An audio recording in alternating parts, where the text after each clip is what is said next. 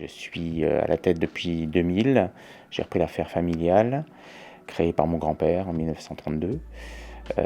Et j'ai également parallèlement le poste de président de Territoires d'Hommes France, qui a 40 magasins actuellement disséminés dans toute la France.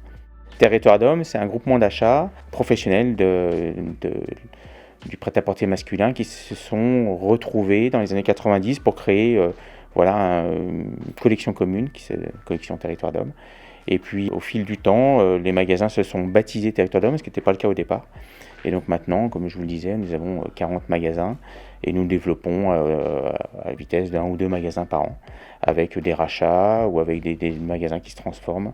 Et le concept, c'est toujours tenu par un propriétaire, chef d'entreprise, et qui distribue à la fois des marques de notoriété nationale ou internationale et un private label, Territoires d'Hommes, qui est la cible sur un produit entrée moyenne gamme avec un très bon rapport qualité-prix, une qualité qui est à la hauteur.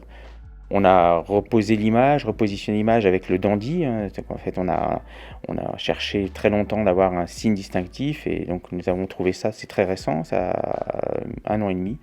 Et donc maintenant, nous avons mis en avant notre dandy qui est finalement l'image de ce que nous pouvons représenter, l'élégance chic, et avec ce dandy qui finalement, avec toujours une part un petit peu de décalage, le dandy était très décalé.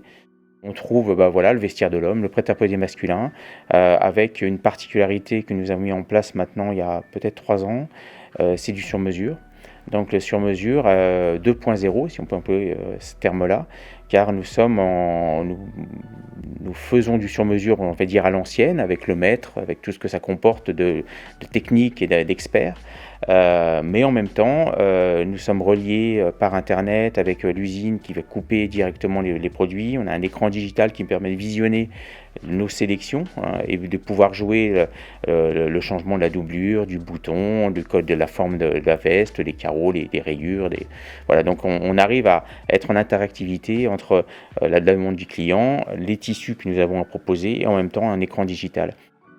Moi, quand j'ai repris l'entreprise, donc il y avait toujours ce magasin femmes et j'ai eu l'opportunité en 2011 de racheter à côté. Et donc du coup, on a fait un passage, ce qui n'existait pas entre les 2 magasins.